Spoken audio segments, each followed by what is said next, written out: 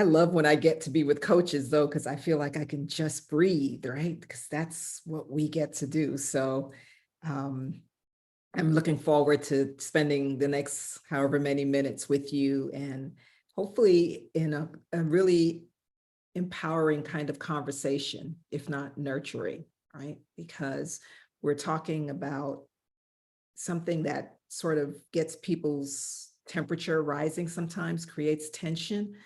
But the very fact that we are coaches, or that that's what we're here to do, means that we have to be able to be in a space where there is tension and help to mitigate it, right? So that people can move from their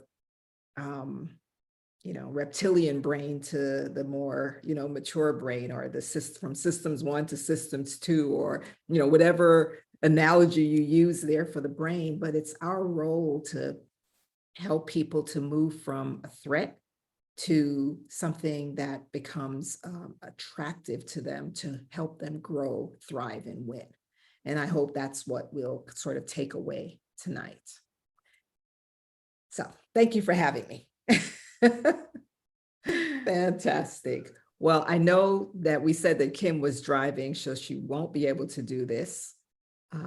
But what I really wanted to do was to get you all perhaps in a breakout room for just about maybe 3-4 minutes. I really wanted you to spend a few minutes thinking about who you are. We're going to talk about coaching through the lens of DEI, but the first word in that is coaching, right? Which means active and a coach. And so I really wanted you to get to that place where you shift from whatever else you were doing today into this space about who you are. Okay. So that document that Jimmy sent that says My Identity Dimensions, Jimmy, if you could put everybody maybe in pairs into a room and take that with you. I think there's a way now that we can share it. If you don't remember to take it with you, we can put it in every room. But I want you to reflect on that document, and it has ways to think about who you are personally, culturally, socially, and professionally. And I want to ask you to reflect on one question and share that maybe with the person in your room after you've reflected for a couple of minutes. Which of these identities do you think about most often? Right? So that's one question. And Jimmy, I don't know if you want to type this into the chat, because that might be helpful, but I'm going to give you a couple, but I just want you to focus on one question, right? Because you only have a few minutes. So it's either which of these identities do you think of most often?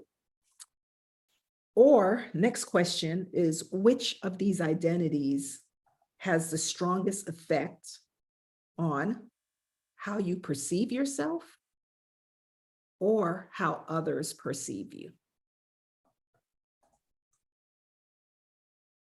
Okay. So you'll reflect for a few minutes on who you are as it relates to these identities, and then consider those questions. Choose one to share with your partner. So Jimmy, if you could put maybe 4 minutes in the room. So I know it's not a lot of time, but you can always do this again outside of our session. I just want to make sure we have enough time to go through everything here. And was the second, I just want to be clear, the second question was kind of like, which of these considers do you think of most often? And then maybe what others think, what you think others think most often? No, the first one is which of these identities do you think of most often? Correct. The second one is which of these identities has the strongest effect on either A, how you perceive yourself, or how others perceive you? Okay, gotcha. All right, let me get.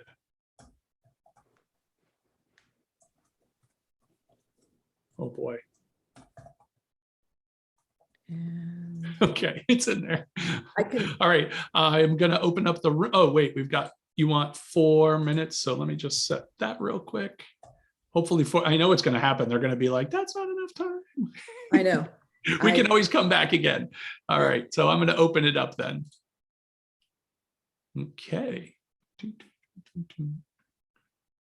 There we go. All right, everybody's getting out there. And I guess Kim can talk. She just won't be able to look at this Um, Oh, Shari didn't go. Dang it, Shari, come on. This And I see- happened. Oh, there she goes, I and I think. see a Tony too. Did you get her in? Tony. Oh, that's because for some reason, because I don't know why you were supposed to go in the room with Tony, but what I'm going to do is I'm going to put her in with room 3. Okay. Hey, And- Jimmy. Yes. It's Tony. Hey, Tony. I am driving, trying Oh. to I know.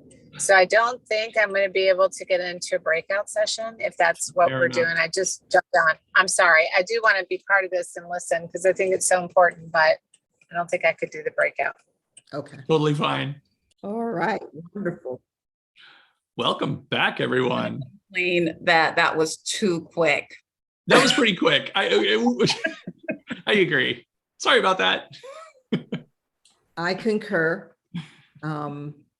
It is always too quick because there's so much more to unpack. So as we think about this, I think hopefully that leaves room. It always stands out to me, right? When we get an opportunity, we being any of us human beings, and especially us coaches, to be on the side of thinking about ourselves, how much more there is to think about, right? How much more. And so let's just talk through this a little bit. I put it up on the screen, but even before we dive into what you thought about, how you responded to those questions, what, if anything, stood out for you or that you noticed just about yourself as you were doing this exercise? I'll go. Mm-hmm. I don't like buckets. Mm-hmm. Mm-hmm. And I don't like having to check off, Mm-hmm. which one I think doesn't apply to me, or, where I don't know. It's hard for me to, I don't like buckets. Maybe that's the best way of keeping it short and simple. Yeah. Love it. And so what happened for you what did you notice when you saw this? Because obviously that's a trigger for you. So what did you sense in your body, or what emotion came up for you? I'm really bad at sensing what's going on in my body, but I definitely noticed that I just immediately got confused, and I was trying to figure out what am I supposed to do here? Am I supposed to go down the wheel? Am I supposed to pick one? Oh my God, what if I don't I don't know. Just lots of questions and just confusion, maybe just also kind of I don't really want to do this kind of feeling. I love it. And how do I pronounce your name? Is it Shakti?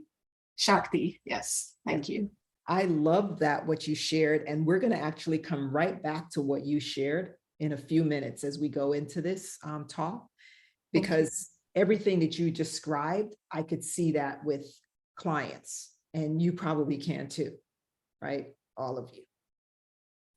Things that we ask and what happens for a person, because we don't know what they're bringing to the table. We don't know how they're thinking, what's informing them, what triggers they have. And so even with our best intentions of asking a question or sharing a model or any of these things, we could actually have our clients experience a little, if not all or more, that you just described to us, Shakti.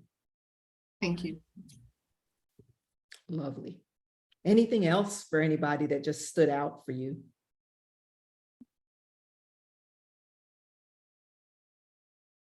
Don't be shy. I actually wanted to shift some of these over to other categories. Mm-hmm. Mm-hmm. Me too. Nice. And so what was going on there, you thought?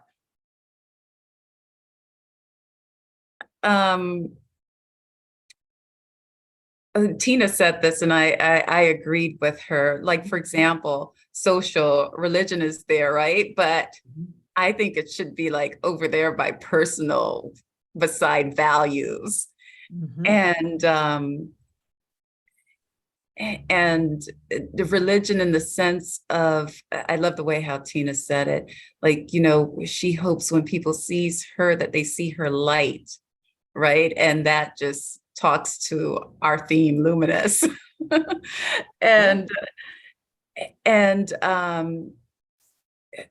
I couldn't agree with her more, but, and I guess it also goes in with what Shakti was saying, that it looks like this wheel looks like we're limited to those boxes, right? That I have to be over there and it has to be over there. And so, yeah. I love it. So again, right, what we're noticing here is our frame of reference, right? How we see something is going to be different than the other person. And it's not as simple as just saying, oh, you have a different frame of reference. Oh, you have a different perspective, because we actually have senses in our body that are going off as we see this. And there's stories that are going through our minds as we see this, right? I'm not going to let somebody define me by X. I won't be the, right? All of these are stories that are happening. So there's a mental action going on. There's a spiritual action going on. There's physical action going on. And all we've done is put something before a person or ask them a question, right? I think that's really important to sit with and recognize that in our work as coaches, this is what we do. And every one of those times that we're interacting with our clients, we could be setting things off. And we don't think about that. Right? So, in the questions that I asked, what do you think of? Which of these do you think of most often, regardless of where they fit in the wheel for you? What was that like? Did anybody answer that question or talk about that? Iris, you did? Yes, I did. And I was a little bit surprised. I mean, I know at my phase of life, all the things, different identities that I've gone through, but I was a little bit surprised at the one that came up first. And it wasn't my coaching identity. It was more my identity as an author and a poet. It's a little surprised that my coaching identity didn't come first, but there were so many categories, and I felt as I said it that, you know, everything's kind of coming to a conclusion almost because of the stage of life that I'm in. Wow. Wow. Yeah. Some of what's powerful about what you're sharing, Iris, is when we meet our clients day one, we get to know whatever is present there. But the next week or the next week and a half, when we meet them again, we could be meeting something that we didn't know before, right? Because our clients are evolving. And if you're fortunate to have a client that's a one-year client or a client that comes back to you and re-ups after a couple of years, you're not meeting the same person, right? Because we are changing. We are, quote unquote, evolving, right? I was sharing this at the beginning. I've been married to the same man for over 30 years now. And I am constantly telling him he doesn't know me. Right? Because I said, I'm not your wife, the wife you had 5 years ago, and I'm not even the wife you had a year ago, right? Because I've grown, I have pivoted in some areas, and we all do that. And so I think, again, as coaches, we have to be really mindful of that, especially as we are into this DEI space. What we find are that people are beginning to see themselves in order to become more of themselves. To experience their full self means that you get to experience a little bit more than you did. And so we have to be mindful of that when we sit with our clients and be curious enough to see, who are they, right? Not just who they want to become, but who are they being even now? and what identities are important for them to share with us, and what identities are important for us to know, right? And to the point, of where all of this fits, it doesn't really matter what shape you put these categories in.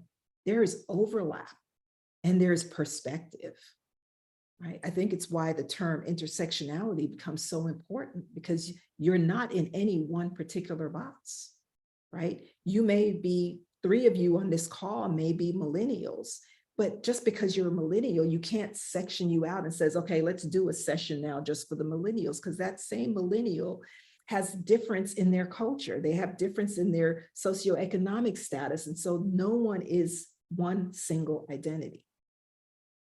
And that's the thing that I think we need to really breathe in, is that you can't possibly know your clients even because you've done an intake or a discovery session, right? Or because you've done 3 sessions. Because there's so much more. And it's so multidimensional. And if we're not careful, our unconscious brains will put them in categories, will sum them up. It will be, oh, I have another executive that's on the C-suite team.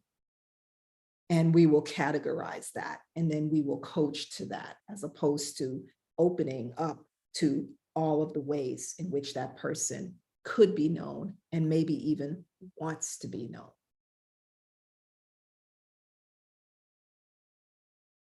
Right. So was there anybody that answered the question on which identities have the strongest effect on how you perceive yourself or how others perceive you?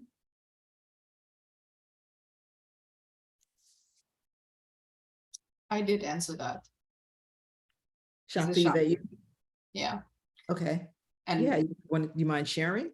yeah, of course. For me, it was professional. Okay. And is it on how you see or how others see? Which?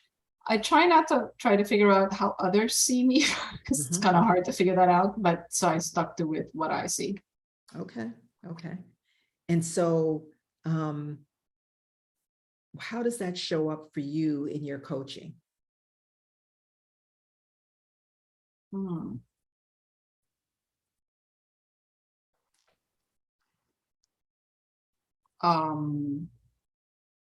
Hey, it was a good coaching question. Our client paused. It's a tough one. I certainly hope it doesn't show up in my coaching. I don't know the answer to that. I think it shows up in how I prepare myself for my coaching. But I make a very huge attempt to actually leave that behind when I enter a coaching meeting, so as to not bring myself into it. And I really have to make a conscious effort for that, because it doesn't necessarily flow as naturally for me yet. Yes. To leave myself behind in that regard. Yes. But certainly in the preparation, I think it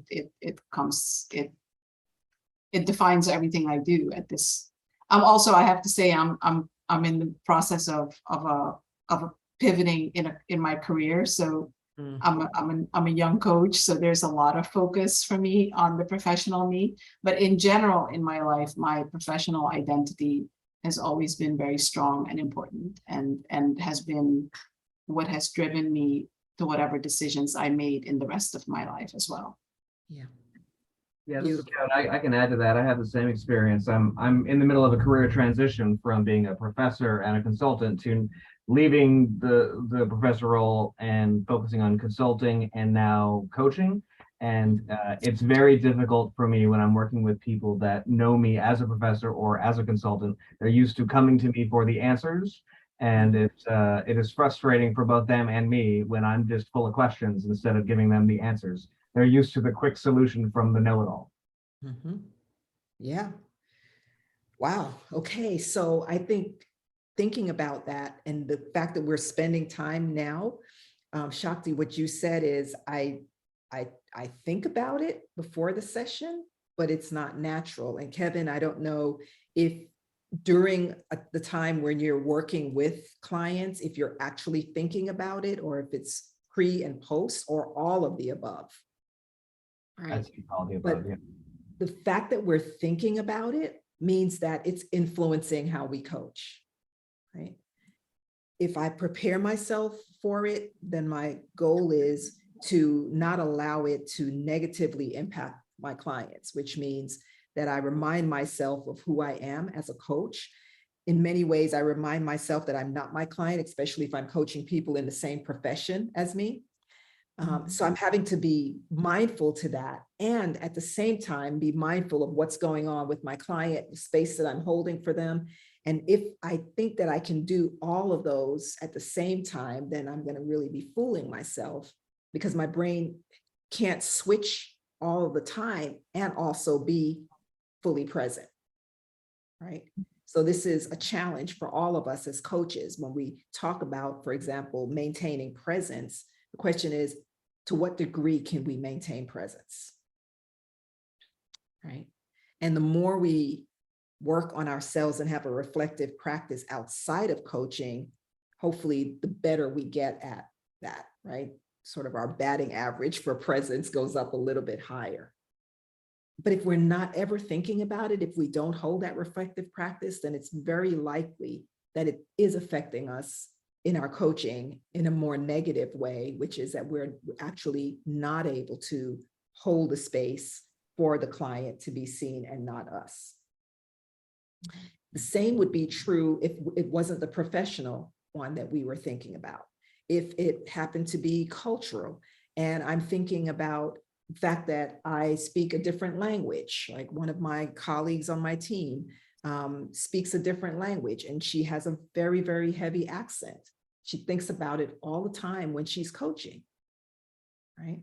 Are they hearing me? Are they thinking anything different because of that? How can I make sure that I'm asking the question in the right way, at the right tone, and all of those things that I don't typically think about, but she does because of that particular dimension of her identity that she feels has a strong effect.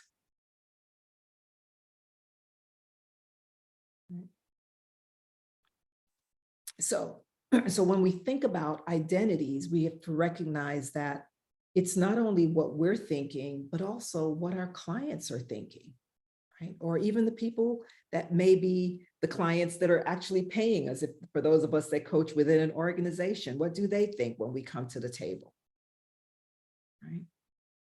And in North America, the strongest bias that affects how people perceive themselves and the impact they can have, the strongest bias, by the way, does anybody know what the most common bias is in North America? I'm wondering, Kevin, if you know that. I would assume in North America it would be race or ethnicity. Actually, no, at least 2019 numbers. It may be now.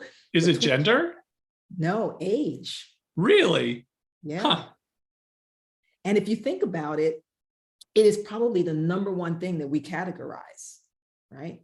You even said that, Jimmy, when we were like waiting for everybody to come back. When people see me, they see an old white man, right?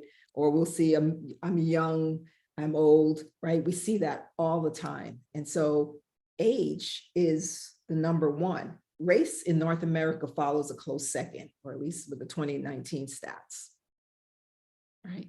So again, if I'm a millennial and I have mentored so many coaches coming into the profession that are millennials, and their number one thing that they're thinking about is, do you think that I can walk into an organization and they have me coach their executives? And I say, what's leading you to that question? Well, my age, right? Not the fact that they have coached, that they've been trained, that they have a credential, but their age. And so all of these things affect how we show up. And when we do supervision with coaches and wonder why they're getting stuck, sometimes it's because of these parts of my own identity, right? So I know when we're talking tonight about, coaching through the lens of DEI, oftentimes it's, can I coach this client that's different? But I really wanted you to start tonight with thinking about DEI as it relates to you, the coach, right? Because we're not immune from being different, right? Diversity is a human condition. Bias is a human condition. So we're not, so we experience it the same and need to think about.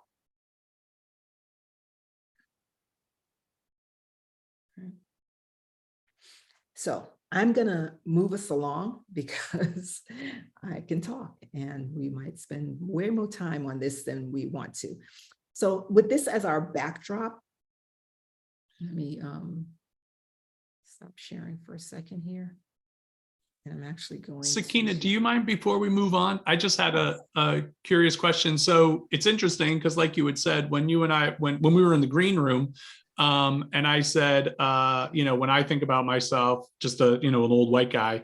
But as I was looking at the chart, when everybody else was answering and being thoughtful there, I thought, well, it obviously depends on who I'm talking with. It depends on who I'm in the room with. And it depends on what section of life I'm in. So a few years ago, when I worked for an organization and I heard a certain role, the first thing I would think of is my role, and anyone else who I encountered would think first, oh, he's the executive director of whatever. And so it depends on where I am. If I'm with my friends, then I'm this. And if it depends on, it's completely situational. Yeah. And like, I don't ever think about my role now. I rarely think about myself as a coach, even though I am a coach, but I don't really think about it that way. I'm not sure why. In coaching situations I do, but otherwise I'm like, oh, I'm just a person. Yeah. It's a really good point. And I think, again, another reason why it's so important for us to think about this as coaches, right? Because this can change. What's important can change between clients, between client organizations, between where you are in your own career, right? Trajectory. Kevin, as you shift to, focusing on a different part of your career, things may change. Maybe what you think about as a professor, when you think about tenure and other things like that, that really are the ones that define you. When you move towards consulting, it may be something completely different. If you move towards coaching, it may be something else, right?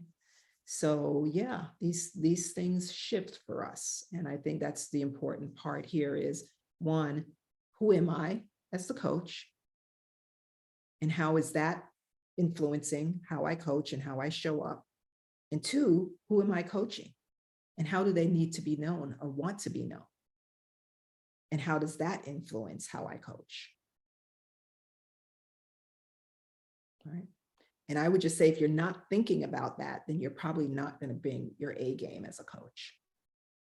Now, it doesn't have to be the only thing you think about clearly, but you need to think about that, because when we coach, oftentimes this is the difference between autonomous coaching, which is what ICF coaches do, versus directive coaching. In autonomous coaching, we empower our clients. Right? They have the power. So we need to be following their lead. How do they want to be known? And how do we attune ourselves to them?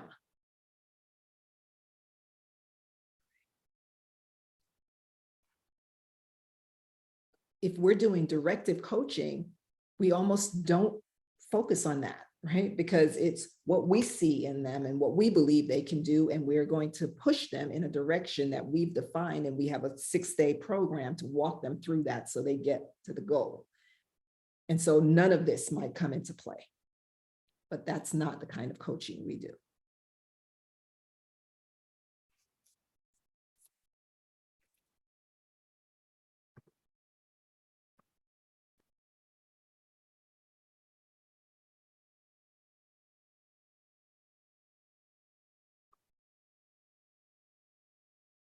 So I'm going to share a mind map here and just walk through a couple of these with the remaining time that we have.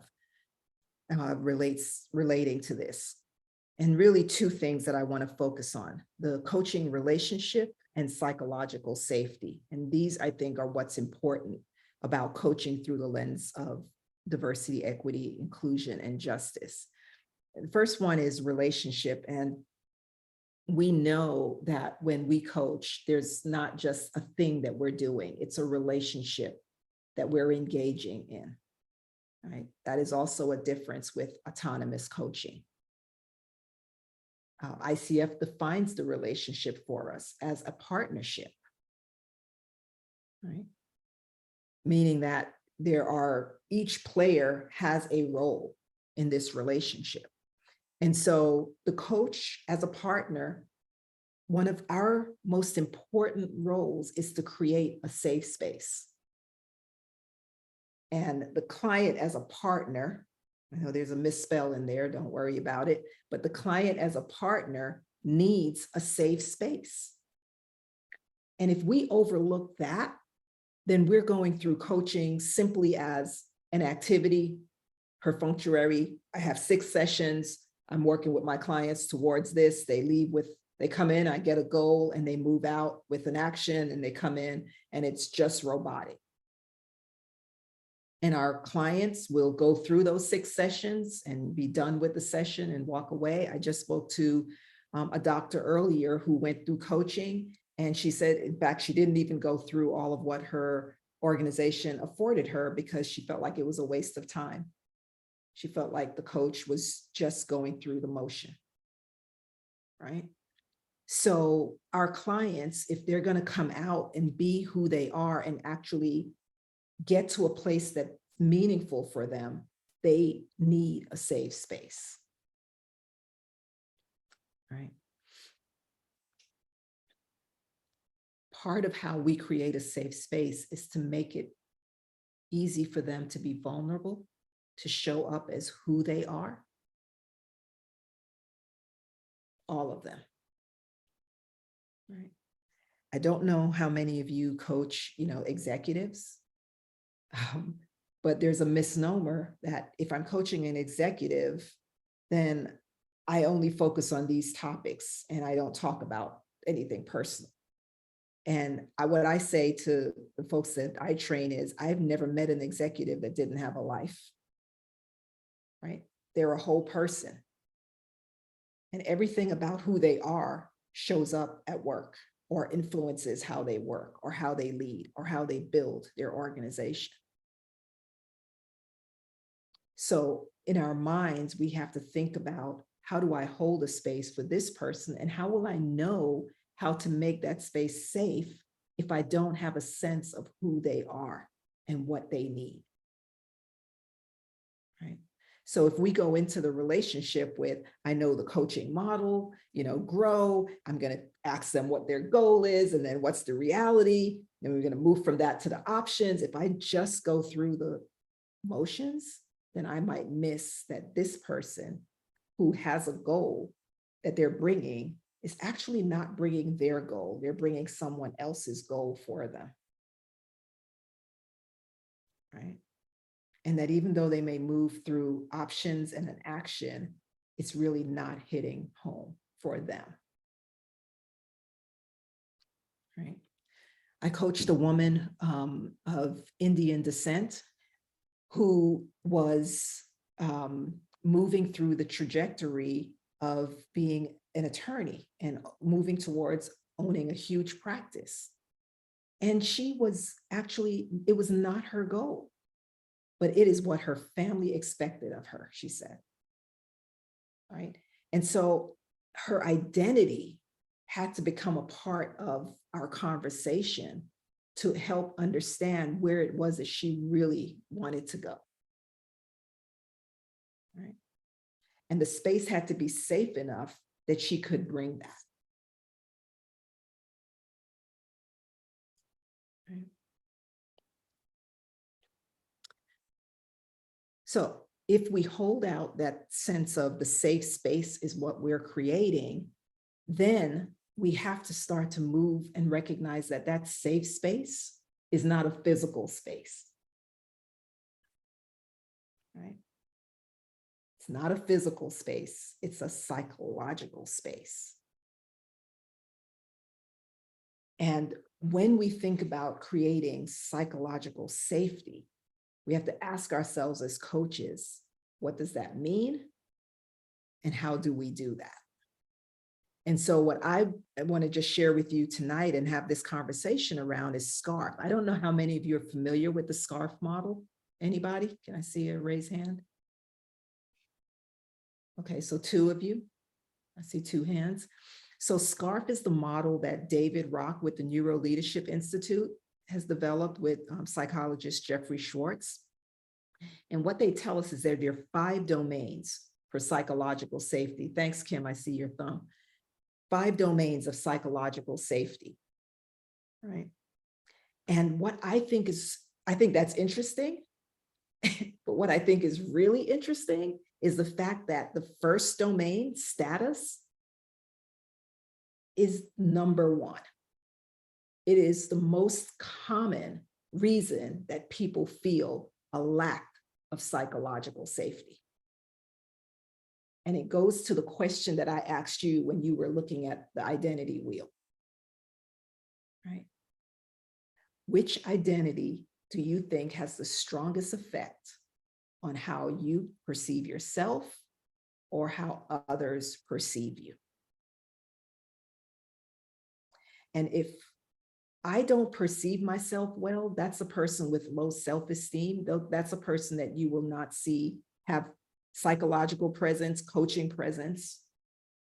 But even more important, it's if I think others don't see me or see a diminished version of me. If there's anything that can come in and bring who I am to a lower level, my brain is going to tell me that that's a threat. I'm not going to feel safe, right?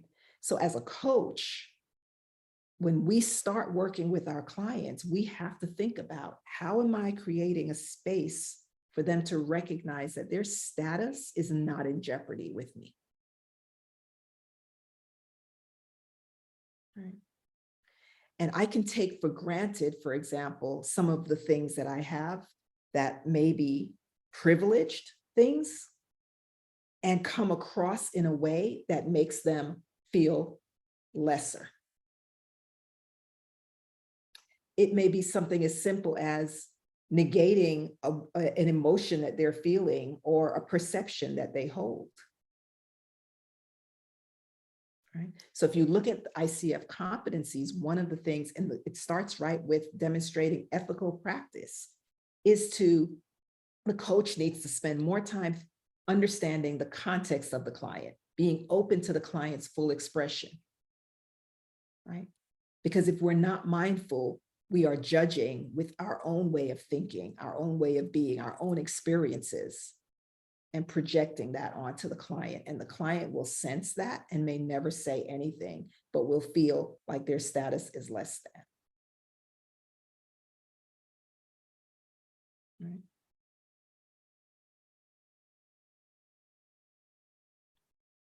So I've got the competencies listed over here because there is almost no part of a session, beginning, middle, or ending, where these competencies are not showing up and either helping to create or to remove safety from our clients. Right?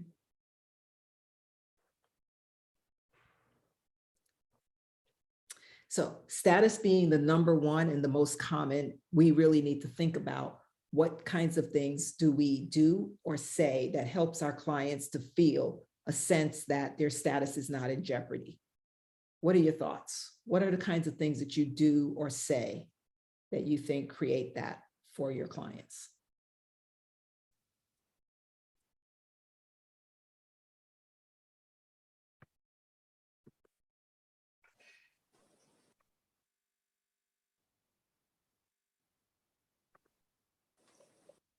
Hey, Sackeena, this is a weird one, but this is Kim, so what can you expect, right? I have found that busy execs find it really challenging to their status because of my contract, I say you will schedule your the meetings. Part of that is put them in the driver's seat. I want them to own their responsibility for this. Some have admins, some don't, but in a very nuanced way. I don't really care where they are in the world. It's I find it really strange. They really expect I'm the vendor and that they have a status, and there is that. It's very nuanced, but I just wanted to raise, when I say that, when it's in the contract and everything, I feel that, I see that, and it creates a grind. So I would love to see them come out and play a little bit more with that versus me cave and go, sure. Anyway, that's my comment. Yeah, absolutely. And what you just brought up is the professional identity and the level, right? They have an assistant to do scheduling, right? They don't do it. They have a vendor that does that because that's not what they do. So you're asking them to actually schedule something, right? That's diminishing their status, professionally speaking. It's weird. Yeah, and I won't budge. And that's the hard thing, because maybe that's my status showing up. Anyway. Right. So it's a good point. And if we were to take everybody, and I know, how much time do I have, Jimmy? We go until 7 o'clock. So you got 30 minutes. Okay, great. So I think that if we were to look at this status, so professional is one thing. When you take professional out of it and maybe put in personal, okay, let's go there. You know, when we look at the wheel, some of the aspects of the personal identity, age being one of them, how might you, as a coach, what might you say or do that could cause a client to feel status from that part of their identity being threatened or removed?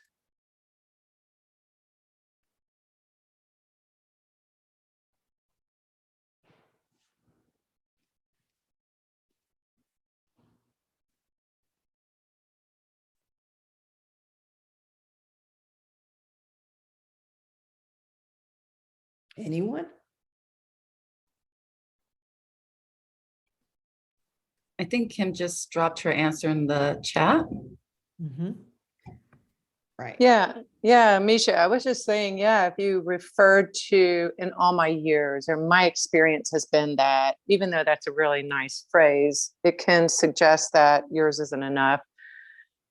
Yeah. There's just weird ways you can suggest that, one needs to have seen this or know that just by being alive.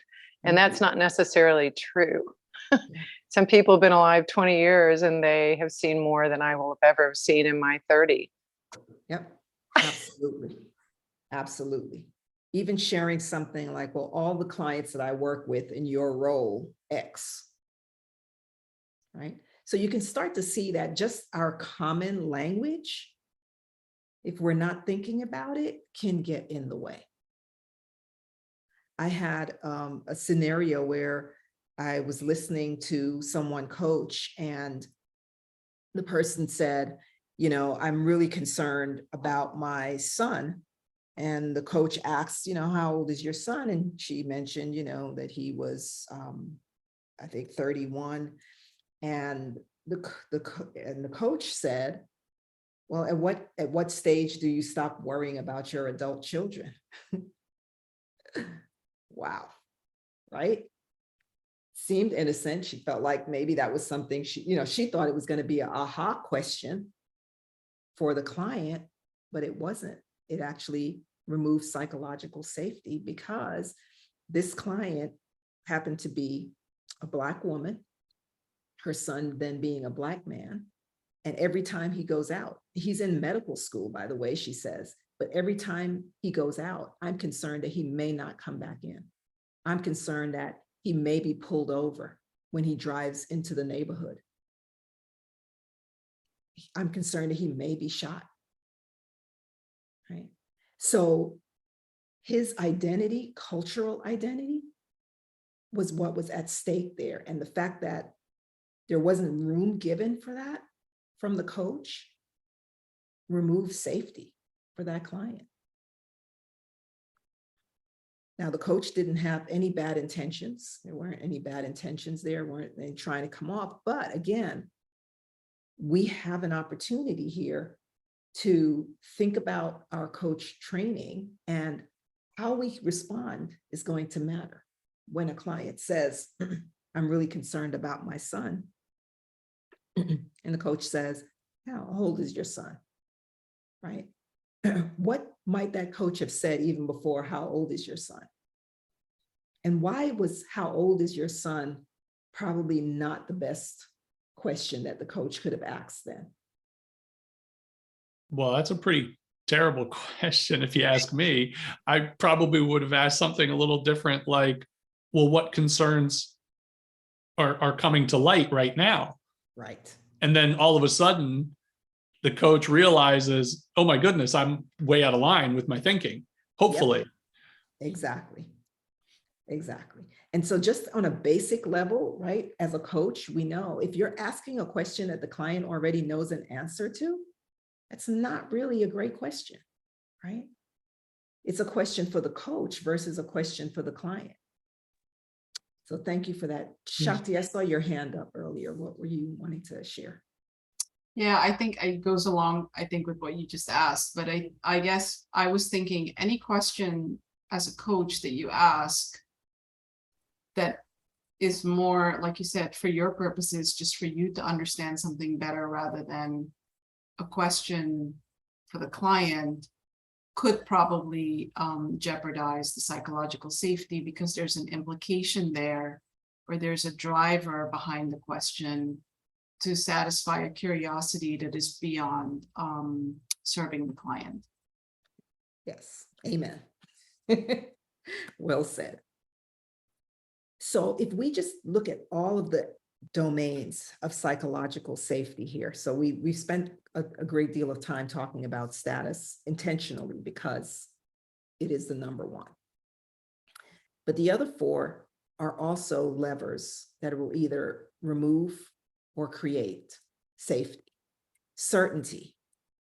What do I know? What don't I know? What's my ability to predict what's going to happen? If I feel that I don't have the ability to do that, if I feel like I don't know something I need to know, I also feel my safety is at risk, psychologically speaking, right?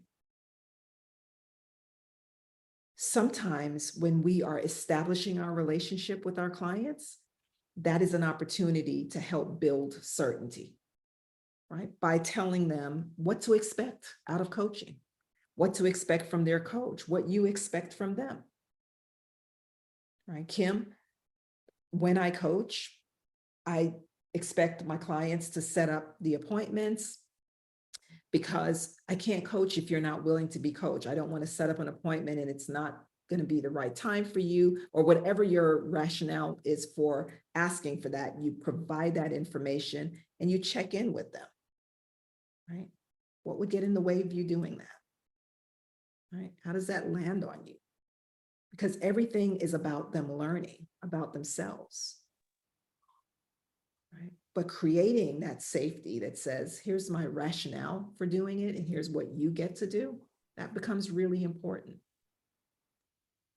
right? Thank you. Autonomy, the fact that I have some control, and for the kind of coaching we do, autonomy is big, right? We should always be promoting our clients' autonomy, always. Even when you get to the end of a session, instead of doing what a lot of coaches do. So here's what happened in the session, and here's the 4 things you said you were going to do. I say, allow the client to close the session. Ask them the question, what did you learn about yourself in this session? And what are you doing to move forward? Right? Give them the power to sit in that learning and to take the actions, right? And to feel the mastery of that. as they do it over and over and over with you, they'll start to develop some mastery in being able to learn and reflect and learn more from their reflection and take the actions that feel right for them. And because one person did it that way doesn't mean your next client can, because each client is different, right? If you're coaching me around leadership and I am 30 and managing an organization, it's different than if you're coaching me around leadership and I'm 50, right? So that part of my identity will matter, and how you show up as the coach becomes important. If you're coaching me and I'm a male and I work in an organization where all the leaders are heterosexual males that don't look like me, what has worked for them probably won't work for me. And if you give me the plan of action that you believe leads to promotability, it will not work for me, right? And I'm not even sure how to convince you of it as my coach. So I might just go along with what you're saying. So our focus really has to be on the who of our client, not just the what and the how to get them to their goal. Right. Relatedness is about feeling that I belong, feeling like there's some kindred thing that we have, right? This is the time that we get to share a perspective so that we're not just asking questions. If all we do with our clients is just ask questions, then we're less of a coach and more of an interrogator, right? And it's going to feel like you have power, so you just ask questions, and I don't have power, so I just have to answer. So when we're in a coaching relationship, it's a conversation. It's a powerful conversation, because we are asking some questions that really cause our clients to reflect, and some that really disturb or disrupt their automaticity. But we're also sharing some things. Right? When I hear you say that, it makes me think this is kind of a perspective that I've had before. What do you think of that? Right? So that there's some way of the client feeling that there's a relatedness going on. Right? Sackeena. Yes. Oh, well, I was going to say, I know at the beginning you were saying that status is interestingly at the top, and it's the most, it seems to me that relatedness would provide a very strong, in my mind, it would provide the greatest level of psychological safety, because it provides a physical, an emotional, and a mental safety. Because if I'm related, if I know I belong in this group of people that I'm with, then everything's going to be fine. And my status doesn't matter at all. Yeah. I understand status is huge, and obviously we're always going to have outliers. Certain people are going to have that right above, particularly if it's challenged. But personally, I think that relatedness is stronger than all of these, because it gives us that sense of all the psychological and physical and emotional and mental safety that we can really hope for. Yeah. Relatedness, thank you for sharing that, Jimmy. Relatedness, status is still the most common because it affects all groups, even those that have, to use DEI terms, power and privilege. They are still also affected by status. And that's why it's the most common. It affects everyone. Relatedness often affects those that are in the marginalized community in some way. Right? Gotcha. So whether that is gender, sexual orientation, age, religion, that when I'm in that marginalized group, relatedness becomes important to me. And it is still second to status, because if I don't feel like I relate, I'm already sure that I'm not being thought of well. Right. Makes sense. Yeah. So relatedness, again, from a DEI perspective, is what leads to belonging, right? And in that sense, fairness is what leads to equity, right? If I'm being fair, making sure not that everybody has the same thing, but that everybody has what they need to succeed, then I'm being fair. So if I'm a coach and I say for all of my folks, I need them to, I do my coaching between 8 and 10 a.m. and I expect everybody to fall in line with that. But I have a leader or maybe a student or whoever it is that I have that actually cannot meet in the morning. Morning times would be stressful because they'd have to rearrange some things. Then I'm not being fair in saying, let's figure out what would be a better time for you and how we can make the right adjustments or accommodations. Right. If I always meet with my clients every other week, and I have someone who travels, and based on their travels, they have scenarios that makes it stressful for them to have that kind of cadence. Again, if I'm not looking at ways to make some accommodations, that's not fair. If I have coaching hours, let's say I work as an internal coach, and I've seen this happen, and I have my coaching hours are 3 to 5, right? On Mondays and Wednesdays. I have a young lady who wants to be coached. It's a part of the group that coaching has been opened up for. And I don't take into fact that she's a single mom and actually has to pick up her child. And that not only would it be stressful to try to accommodate someone else going to get the child for her, but her mental state of knowing that her child is safe and how she went through the day, all of those things that are important to her as a mom are now being taken away from her by what should be helping her, which is this coaching, right? So there are all kinds of scenarios that our clients may be dealing with, and it goes really back to that wheel. And what do we know of our clients that would help us as a coach to be able to adjust, to be able to create the space that's safe for them? And it doesn't mean that we have to stop. Maybe Mondays and Wednesdays still will be your time, but how do you engage your client into a conversation that's not a threat conversation, but one that's creative, coming from the frontal cortex as opposed to coming from the amygdala, that says, okay, let me figure out how I can do that and get back to you. That's giving fairness and giving some autonomy and maybe even creating some certainty without diminishing their status. Right? And the way we do all of that is through the use of our competencies. How do we know who that client is and what we need to do to attune to them? It is by listening actively, by hearing more than just the words that they speak.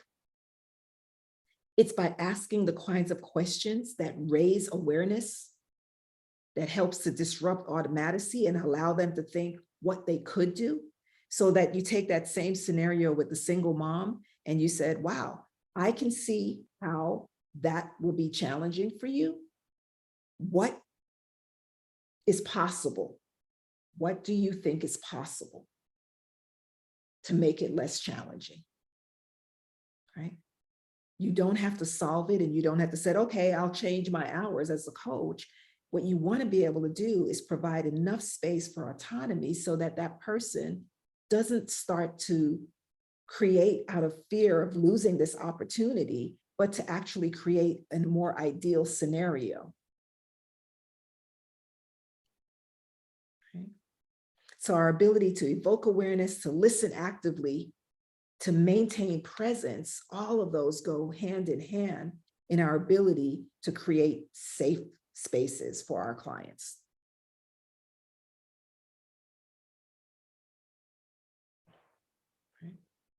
And so that's where I'm going to pause and sort of open it up for what's coming up for you as you hear this.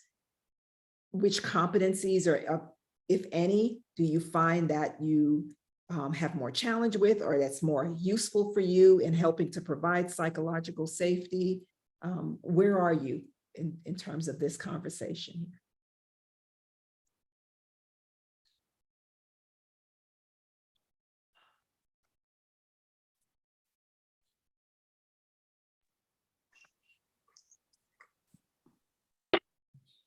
I've been munching because I'm hungry, but what comes up for me, Sackeena, maintains presence. And, I think about just listening to you speak, I was like, wow, you are really inviting me personally to go into those deeper layers in the sense of, especially that we're in such a time of not just the climate, global warming, but the climate where people are, right? Mm-hmm. That people are holding each other responsible for how we think of them, how we consider them.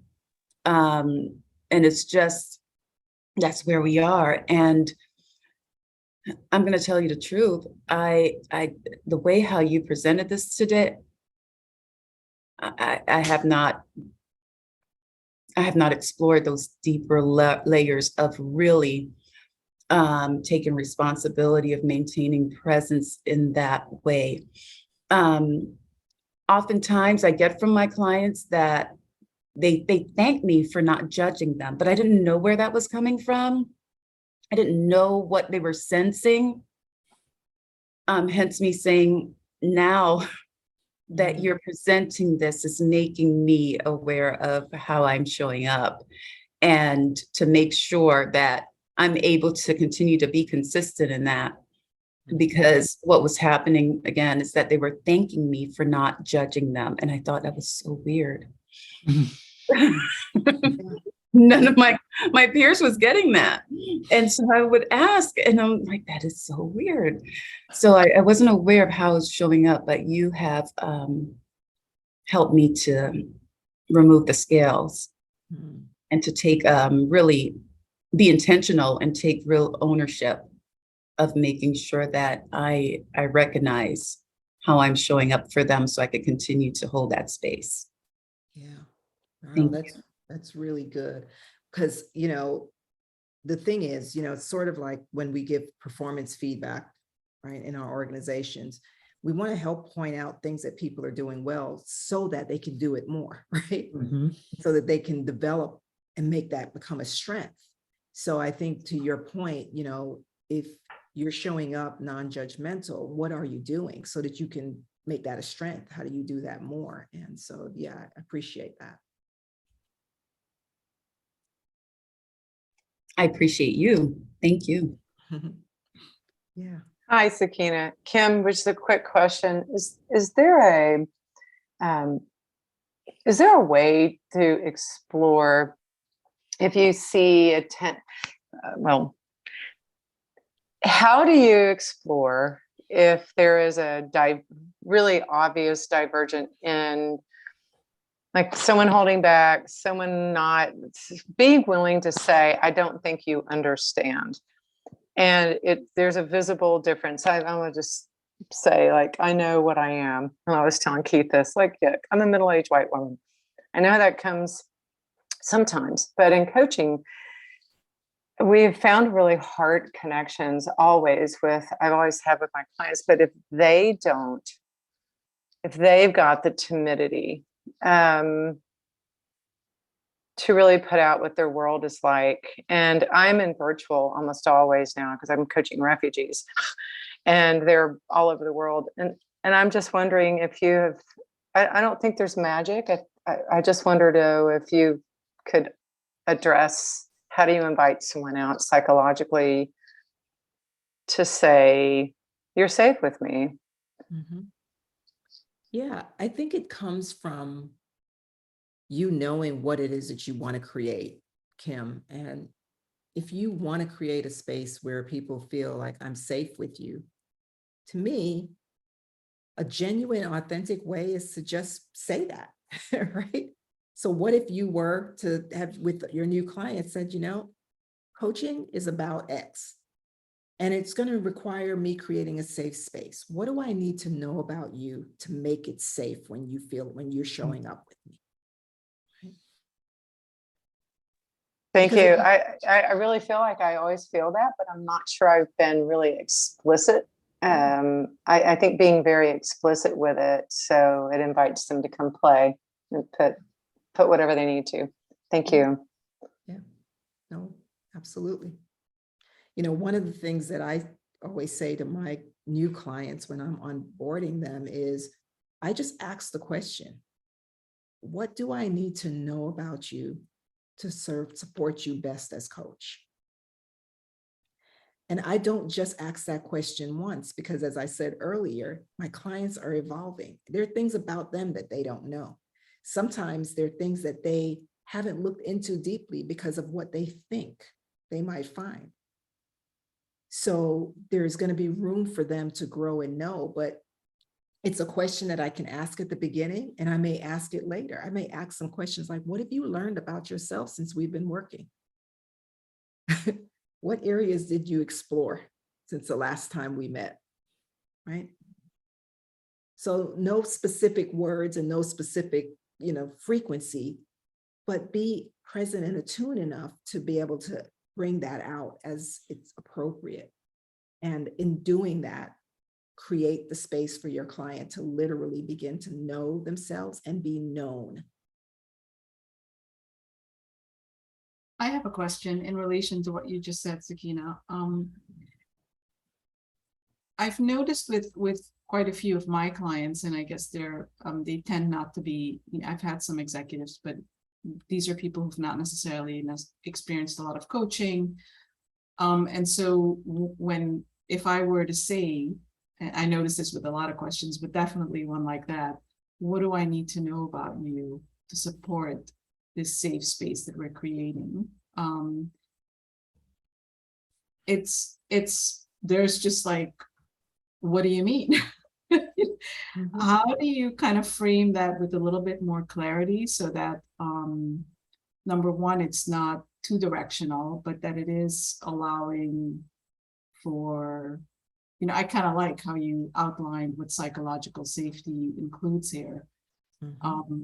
Is that kind of a direction to go with? I tend to kind of, make it up as I go along as I'm talking to them, and I try to explain it, but I don't want to be directive. So yeah, one of the things that I have found useful for all my clients, and that could be, a student or, a chairman of a board, is if I create certainty for them, like make some things known to them, they can respond in a way that feels much more safe for them. So one of the ways, Shakti, that I would do that is I share models with them. Like if I know I'm going to be working with someone who's going through a transition, like for example, if I were working with Kevin and Kevin says to me, well, I'm going to be transitioning from out of a academic industry into this. And there's some things that I want to make sure that I'm able to bring myself to be able to create the same level of success, blah, blah, blah, right? Let's just say. I might say, Kevin, it sounds like your coaching is going to be around transitions. And there's a really incredible model about transitions that could be useful. Would you be open to me sharing that? And Kevin's going to say, sure. And I might just pull out for him Bridges' model of transition and say, a lot of times people, when they're transitioning, they think about the new beginnings. But what we know is if you don't appreciate the endings, your beginnings will be lacking. And before you can get to the beginning, there's this neutral place that you get to process all of that. And in our coaching, we might be able to go into all of these spaces to help you, right? What are you thinking? And just having heard me say that. And Kevin, if you could come off mute, just since I'm using you as an example, what sort of comes up for you as you hear that if you were in the client role right now? I mean, it's intriguing. I hadn't actually considered that would be an area for me to focus on, but I suppose it's sort of like they say, writers write what you know. Well, yeah, that's an experience I'm going through. So why wouldn't that be something that I might have some unique insights to be able to help steer a coaching conversation where a client needs it to go?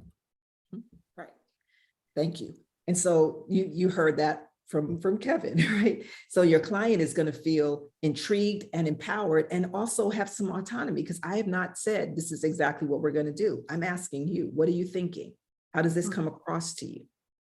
And I'm allowing for that space for him to feel a sense of, oh, so this tells me a little bit about what I could do. And you just heard him say, wow, I hadn't thought about that, but now I can see how that could be helpful. So Shakti, that's one of the ways in which I would be addressing some of these domains with my client to help engender that space. Thank you. Mhm. So I haven't heard from Ariel, Maria, Shari. I think it's Natalia. I'm not sure. But any thoughts or questions coming up for you, Tina? First of all, yes, thank you so much. This has been a brilliant session. What keeps coming up for me is an experience I had probably a decade ago,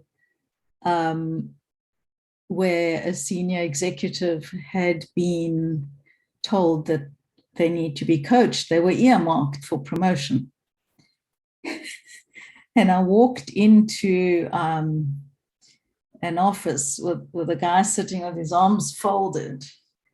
And he said to me, what qualifies you to coach me? And I've done a bit of work in psychological safety now, but I hadn't then. And this is where, you know, status and relatedness came up the most. Yep. You know, although I do blended coaching, I was very firm on sticking, you know, to the rules. And so with questions, I just, you know, I asked him, I said, what would you like, you know, to know about me? And he did want to know, you know, experience. And fortunately, I could relate. I could give him what he wanted. But that's what it's flooding back as you're talking. And it did end well, you know, probably about 20 minutes in, you know, he let the arms loose, and, you know, it started to become easier, and it actually ended up being a really good coaching relationship. Yeah, excellent. And that's a good example of the fact that not only are we wanting to create a safe space, but we need a safe space for us to be able to operate well. Right. Because if you feel that your status might be in question from your client, it's going to put you into performance mode, and you will certainly not be able to maintain presence if you think that you need to perform to their liking, to their acceptance, or else they're going to think less of you, not want to continue to work with you. You know, it'll affect your rating, all of those kinds of things. Right. And then, of course, there's triggers as well. You know, immediately it was, okay, it's my gender. Yep. You know, that's in question here. So it's a constant checking of oneself as a coach, you know, and constantly, I mean, someone said it earlier, you know, what's in the client's best interest. This is not about me. And just keeping that, you know, under control all the time.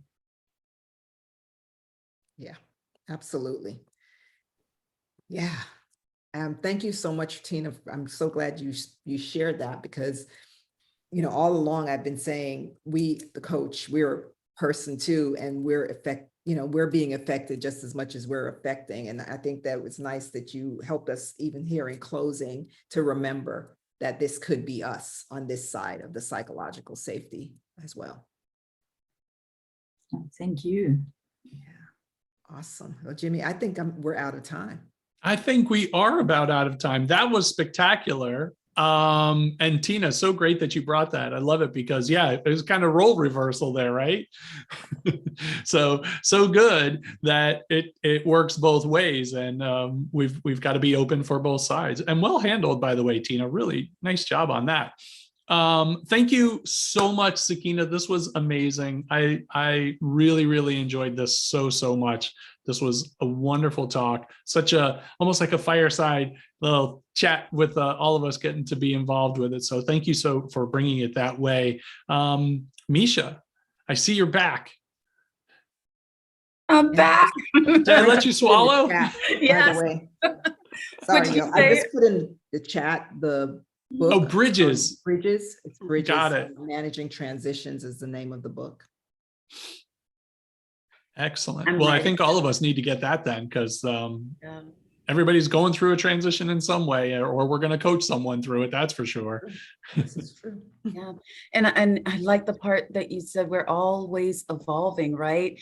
And especially when life-changing situations happen, you evolve into another person. The map that identity map that you, or wheel rather, that you let us explore, it flipped for me because of a life-changing situation. So we're always evolving.